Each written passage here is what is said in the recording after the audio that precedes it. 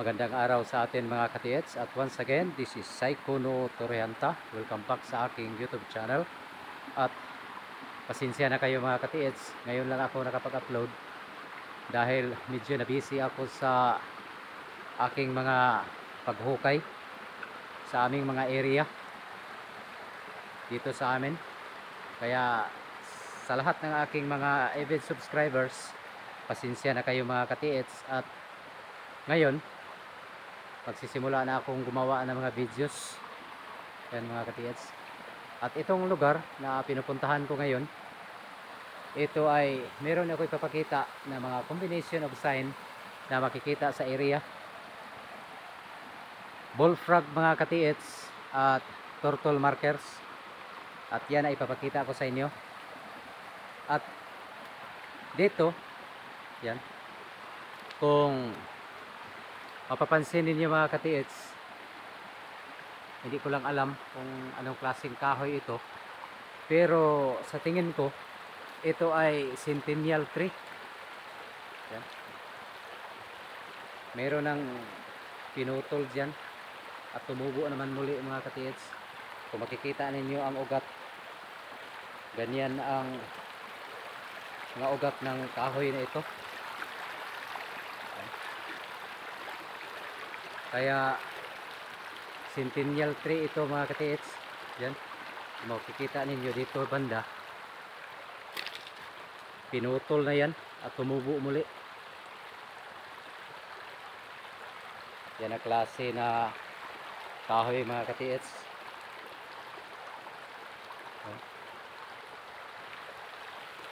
Yan ang dahon ng uri ng kahoy na yan mga ka-TH. At ngayon, i-explain ko sa inyo ang sinasabi kong frog marker mga ka-TH. Yan ang area. Makapal ang mga kahoy dito mga ka-TH. Kagubatan kasi ito. Bihira lang ang mga tao na pumunta dito mga ka-TH. Walang kabahayan dito. Pero yan ang dapat natin tandaan, dahil mayroong mga markers tayo makikita dito sa lugar na ito. Katulad niyan mga ka-TH. Sinsel ang gamit. Ganyan uri. Sigsag yan mga ka-TH na uri na markers. At kung tingnan ninyo ang inuukitan ng zigzag na markers, yan ay bullfrog. Bullfrog yan mga ka-TH. At doon banda nakaharap yan.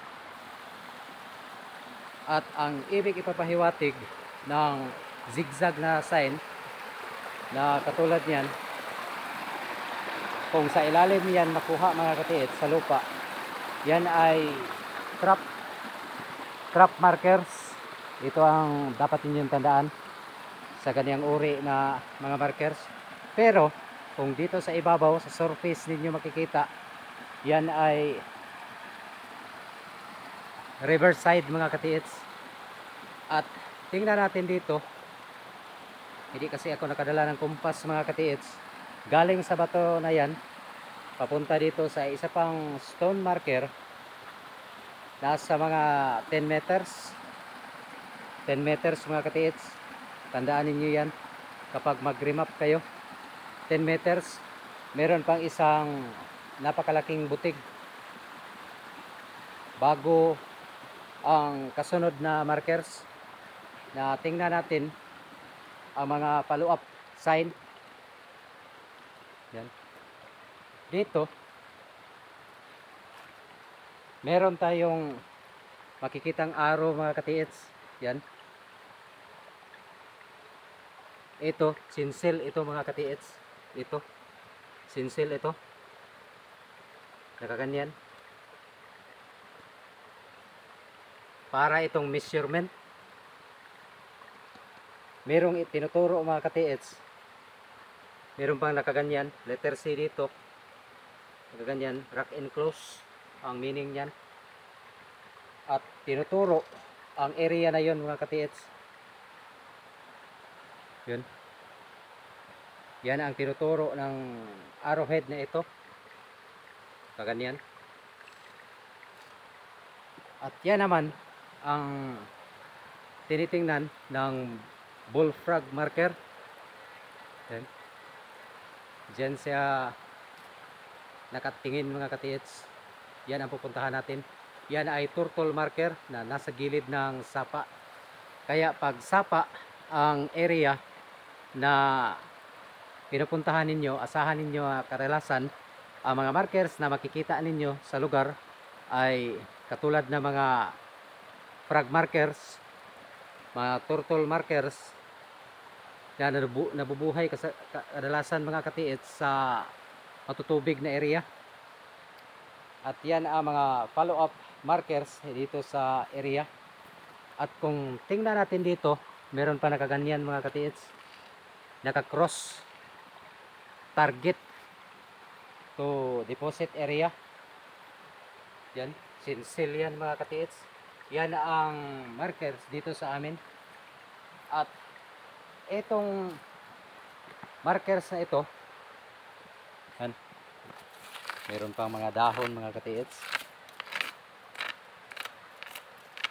Ito ay inukit talaga sa napakalaking bato. Yan. Kung tingnan niyo dito mga ka-TH, ganyan patungo doon. Yan ay passage canal, ang ganyang uri na markers. At merong butas dito. Yan. Yan ang nakaukit sa napakalaking bato na ito. Yan.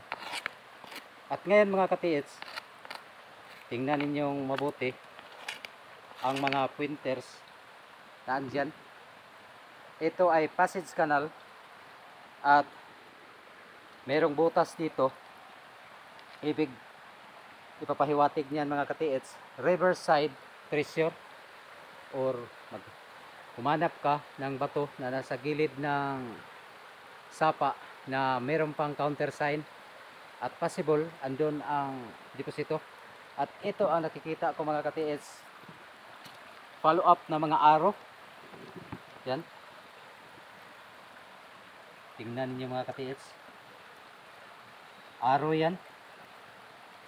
At kung tingnan ninyo, diyan nakaturo, yan na bato na yan mga ka-TH. Ito ang arrowhead, hindi yan gawa ng kalikasan mga ka-TH. Yan ay mga secret arrow. Meron pang isa na may drill hole na nakaturo papunta doon sa bato na yan. At ito ang sinasabi kong passage canal. At ang hole na yan ay nagpapahiwatig ng bato na tinuturo ng mga arrowhead. At puntahan natin mga ka-TH, nasa mga 10 meters galing dito. Kung tingnan ninyo mga ka-TH, triangulation yan sa bullfrog patungo dito sa passage canal na markers na merong butas dito. Naka-triangulation. Nasa mga 10 meters ang layo bawat isa mga ka-TH. Yan, yan. Tansa ko lang. Papunta tayo sa sinasabi kong turtle marker sign. Yan. Ito ang spot mga ka-TH. Yan ang tingnan ninyo dahil kung makikita ninyo dito natin makikita ang zigzag na sign. Sincil pa rin yan mga ka-TH. Yan ang kagandahan sa area na ito dahil makikita mo talaga ang mga follow up na mga sign sa iba pang mga bato. Yan. Yan ay turtle marker. At dyan mo makikita ang follow up na zigzag sign, riverside treasure mga katiits. At dito banda, nasa gilid ito ng sapa. Yan ang pinaka main na sapa mga katiits. At ito ang spot ng deposit. At dito sa likod na bahagi, yan, napakaganda mga katiits. Merong slash sinsel yan mga katiits. Yan, sinsel patungo dito sa pinakabuntot na bahagi ng turtle. Ito ang pinakabuntot na bahagi. Yan, yan ang pinakaulo mga katiits. At ito ang katawan.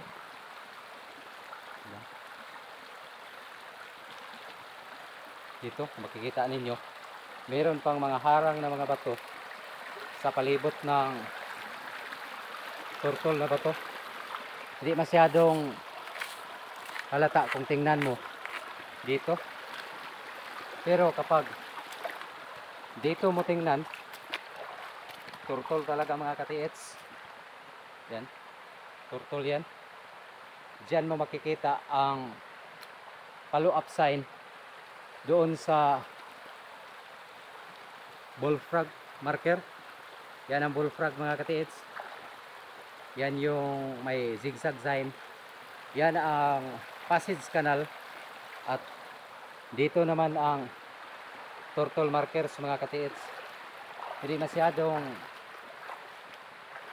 halata kung tingnan mo sa video, pero yan ang pinakaulo at ito ang pinakalikod na bahagi. Yan, kailangan lang talaga dito mga katiits alisin ang bato na ito dahil positive ito mga katiits dahil sa mga ukit.